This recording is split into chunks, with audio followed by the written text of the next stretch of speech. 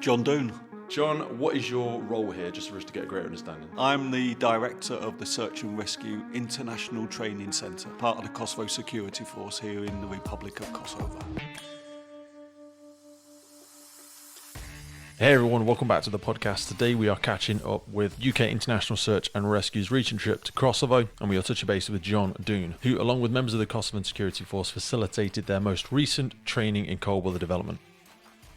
Today's wide-ranging conversation was brought to you by our partners at International Road Rescue and Trauma Consultancy, IRRTC, who are an international team specialising in transport-related vehicle extrication and trauma care to a worldwide audience. If you cast your mind back to episode 102, where we spoke with Steve North, who is one of the directors at IRRTC. Now again, these specialise in bespoke industry packages and courses specifically designed to meet the needs of military, security, close protection, counter-terrorism teams, as well as many fire and emergency services, government organisations, private companies, and so many more. They have got a whole host of upcoming courses this year, ranging from the new Trench Rescue Technician courses, the RTCI, the Heavy Rescue, Specialist Responder Advanced courses, and so many other aspects of CPD. IRRTC are based in Yarnfield Park, which is their leading training venue and conference centre right in the heart of the UK. So to find out a little bit more about the company, go over and speak with Neil or Steve at irrtcrescue.com and check them out in the notes below. Finally, to make sure you're staying up to date with the podcast, be sure to hit that subscribe or follow button for more wide-ranging conversations and to keep your finger on the pulse of the emergency services. So without further ado, let's jump in there with John Doone and UK International Search and Rescue's most recent trip to Kosovo in February 2022.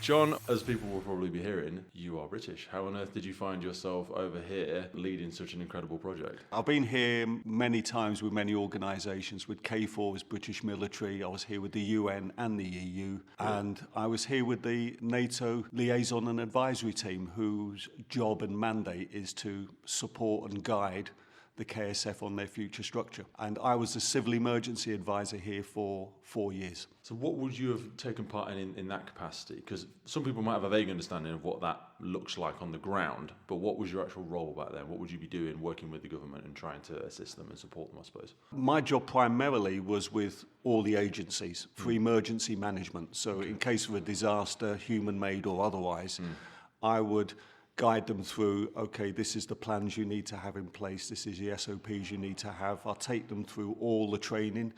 So we'd run exercises, we'd run drills, and that was my job for just over 3 years before I started here. Just to give them a great understanding, obviously the facility we're at now is beautiful, and Croatia and Kosovo itself is a stunning country, but it has got, for want of a better description, a challenging and interesting past. Yeah, there's not much argument with that. No, the period dating back to pre-1999, there were tough times here for many people. What the 1998-1999 war, again, pretty much tore families apart, tore lives apart. From the NATO intervention, a lot of those former fighters went through demobilisation, demilitarisation process, and from that the Kosovo Protection Corps was formed. Give them a purpose, I'd say, is the exact way to say it. If you've spent years doing that, somebody takes that structure away from you, then exactly what are you going to do?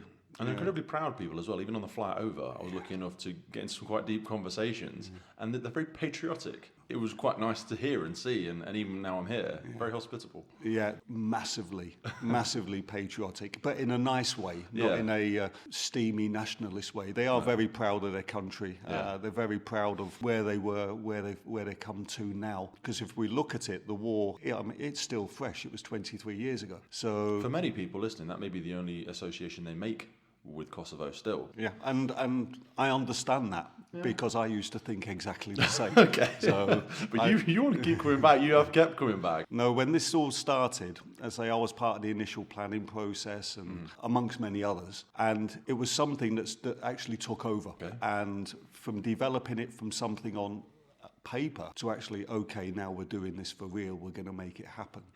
And to see where we've come from in a short space of time. Because I think that's important. If we look back, say the war was only 23 years ago. Kosovo was only declared itself independent in 2008. So in effect, the country is 14 years old now. Some major countries have still not recognised Kosovo. But from when the self-declared independence has been, one of the first countries to recognise was the UK. And the people here appreciate that appreciate what the UK did in 99, but also appreciate that they stood by them in 2008 and said, yes, we accept you. So when did that shift really start happening from coming and training members of the emergency services here? I mean, we were speaking on our ride over about some of the dive jobs that we go to here, some of the mountain rescues, a very mountainous region. It's a very challenging environment to work in, as we're experiencing during this week. But when did that unique aspect of training people here to having that sort of appetite to create a centre where you actually become, you've got a team of instructors here now, and the facilities, as I keep reiterating, are great. When did that shift happen? When was the bold ambition to say, you know what, we've got an incredible opportunity here? It actually happened before we even opened. We started with an idea. And then Who's we? It was a small team of maybe 5-6 people. We got to the stage where we had received training from many countries, UK, Germany, US, Turkey, etc. It got to the stage where we thought, and I believe rightly so, do you know what, we're actually pretty good at this now. So instead of being a training consumer, we want to be a training provider. And initially it was, we'll just train our own guys. The Kosovo Security Force. It was a very quick process where we suddenly started to think, we need to think bigger. And many more need this. The police need this. Firefighters need this. Local civilians, the more we can train. A lot of the medical stuff as well. You know, I see some of the EMT work that you guys do. That was surprising to me. You know, I associated it solely with, from a biased perspective, was fire, was military, stuff like that. But you have quite a successful medical training course here, and you know, the different FREC 3s and 4s and things like that you bring people out on, and first person on scene. That's quite a large part of what you do as well, isn't it? It's become, it wasn't at the beginning. No. At the beginning we focused purely on urban search and rescue, mountain and diving, water search. When we started to expand the syllabus and what we could do, we then changed it that we need a lot more medical, but we'll be specific on the medical. So for example, we do water training, it's resuscitation, drowning, things like that we teach people. On mountain, it's hypothermia, broken bones, etc. And urban, it was crush injuries, respiration, etc. It's a real condensed playground, as well as the things you've created here, which we'll get into in a minute. It's very unique for that. It's a fantastic place in that you can get anywhere in 2.5 hours in a car. And equally, even the airport's only 10 minutes away, if that. Yeah. No, we're in we are located, as you said, right next to the airport. 7-10 minutes away, but we're close to the centre of the country as well. So from here we can deploy wherever we're needed. So if there's a mountain search way down in the south, 2.5 hours, we're on site, we're ready to go. Some of the resources you've created here, we're looking out the window, we can see collapsed structures, we can see tremendously large and long rubble piles, we can see helicopters, I can see very much a playground on the same standard, if not better than. I mean, you made the bold claim earlier, and now having been outside in the daylight, I find it hard to contest, of potentially being one of the most well-equipped facilities for that type of training globally. Again, this wasn't the plan at the beginning. The plan was just build for it and they will ourselves. come, though. And that started to happen. That started to happen about 3 years ago. We were saying to people, you will not believe what we have. Yeah. And they didn't. And then they would come and look. And I think without missing one, we've blown everybody away by what we've got. So talk us through what we have got here. We've got, first of all, help from Sweden. We got their design for a collapsed and semi-collapsed building. That was our 2 starting points. After that... Is that the 4-storey building I can see from here? Is that, yes. Or did that come after? That's a semi-collapsed building, yeah. That's because the even, one. I don't want you to undersell that, because that's quite significantly larger than some of the ones that I will go to that may simply just be a one up, one down domestic premise where it's still a pancake collapse, but this thing is probably not short of a car park style building, for want of a better description. Yeah, that's part of our, as I say, our strategy. Okay. Because we know that in many other countries they have more money than us, they have more resources than us. So we have got to be bigger and bolder than people think of anybody some else. of the disaster centres like America, but they don't have the climate and they don't have the range that I think you're able to get here as well. Yeah. No, our development from those early stages of collapsed and semi-collapsed, we then looked and thought we want to be able to train for every disaster, potential disaster possible. And that's when we got some trains. Let's do train crashes. Train crashes with hazardous materials. We've got 3 at the moment. 3 train carriages, 2 passenger, 1. But then it kept on spreading. What other disasters are happening? Helicopter crashes are happening. Yeah. Okay, we need a helicopter. People from earthquakes stuck in tunnels. Okay, we've got a tunnel system. 1 is not enough. We need more. So now we have 3. I thought you had 3 as we were looking around the side today. In every disaster, there's vehicles all over the place, so we needed cars, old scrap cars that we can put in there and train on. There's You've got about a 4-storey road rescue style tower as well behind us. It's very easy to walk past that, but that's quite a large building in itself. Do you know what? I'm glad you mentioned that, because I forgot. You were going to, because it's road rescue is global and it's perhaps more recognised, and we know it sits within international search and rescue, urban search and rescue, but you walk straight past it, it's still a blooming impressive, very large structure. It's, that was There's not a designed... lot you can't train on that. No, that was designed by my guys as well. Okay. They looked at, from their own experience, plus what they'd heard about and seen, and they designed it, and we put the plans in. It says a lot about what you're doing to take that for granted, for you to forget that off the list, the fact of the other work that you're going on here. Yeah, I'll have to give myself a bit of a talking to about that one, yeah. But yeah, we've now got 27 different training objects. So from 6 years ago, when we had 2, we've now got 27.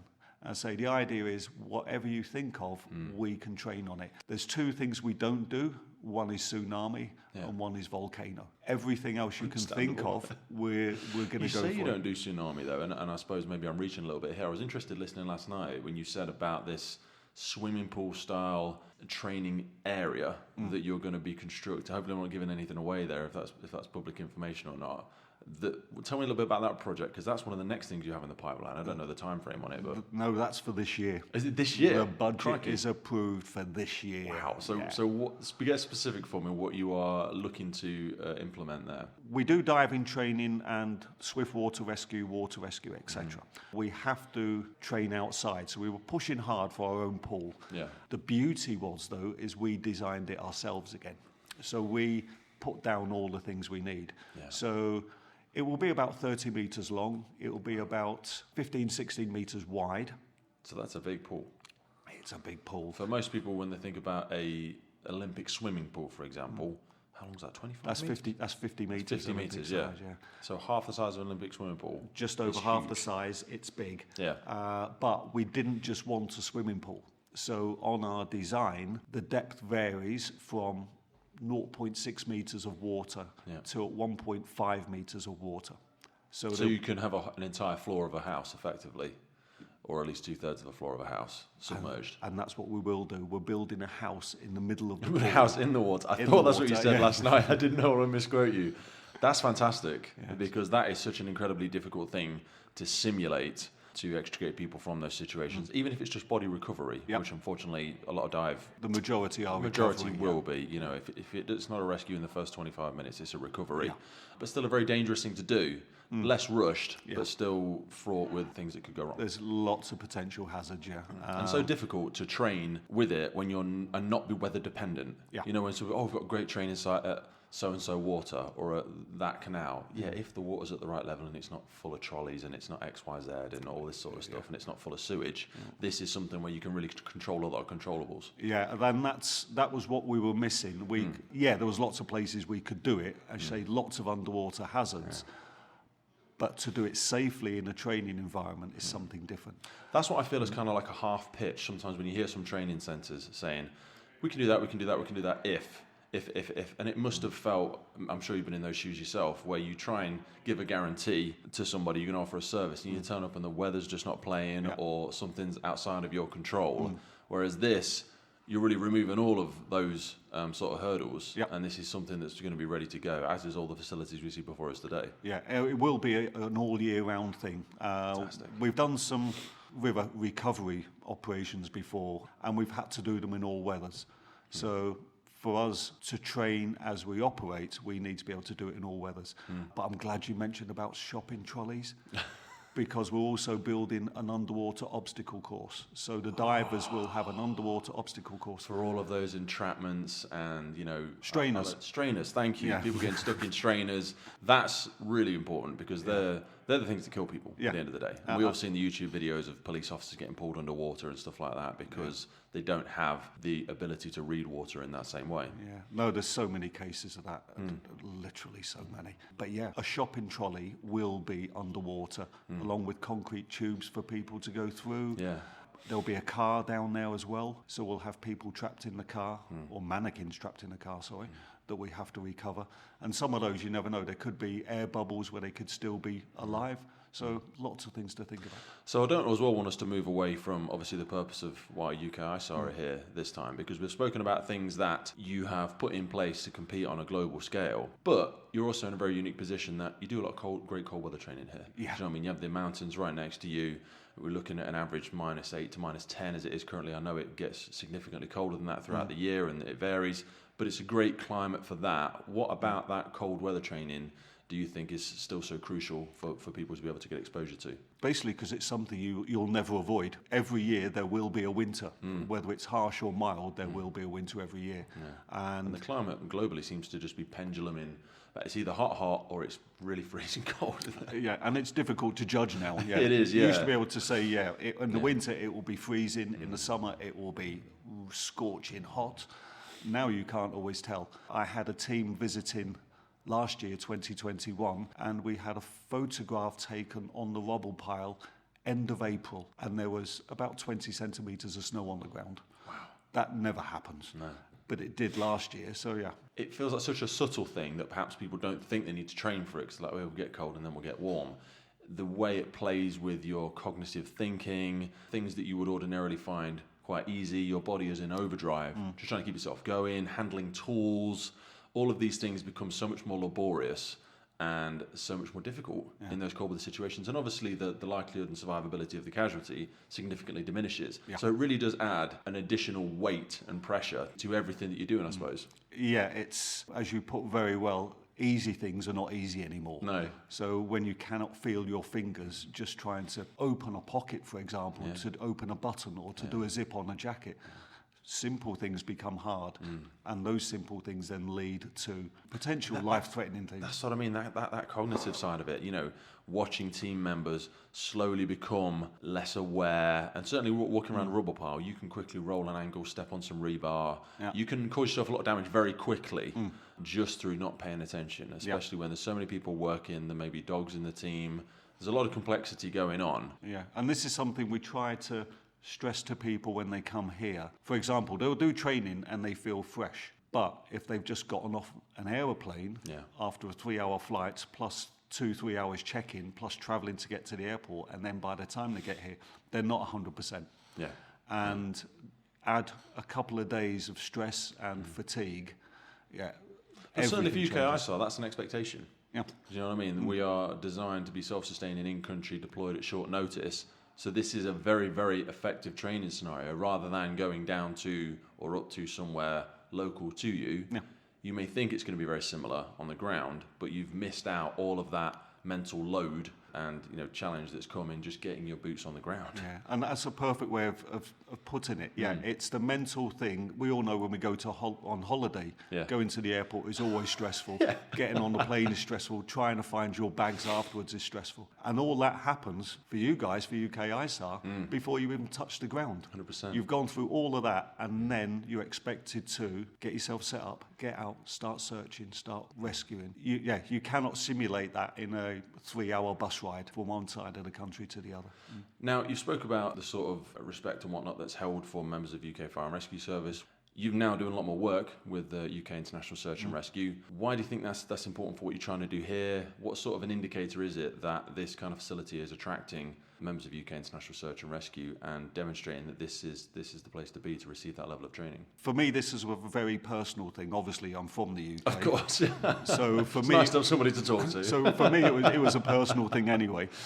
But also, as I said, we wanted to move from training consumers to training providers. Yeah. I believe we've done that successfully a few years ago. For me, it was also a payback because we've had good support. 2007, 2008, 2009, we had Op Florian here providing training. 5 of my instructors went through that training with Op Florian. Really? And we met one of the UK ISAR guys last time who was one of the instructors. back That's then. going to be surreal. So that was fantastic. So we Talk about closing the loop for him to see where you are now. Yeah, so we did the photograph of him and the guys, all of who aged a bit now, but it was. And now they're the instructors. Now they're here, And now they're the instructors. And you've got a growing team of instructors here as well, which is great to see. Yeah. So I've got that experience from them, and all of my guys who have had training from several countries. The one that stands out is Florian, for all of them. So that was important to me. Yeah. I wanted to be able to pay back. We've also had support from the UK Embassy here, from the British Embassy, who donated us last year 170,000 euros worth of equipment. Wow. It was stuff we didn't have, and without it, we were struggling. They lifted our capabilities with that donation.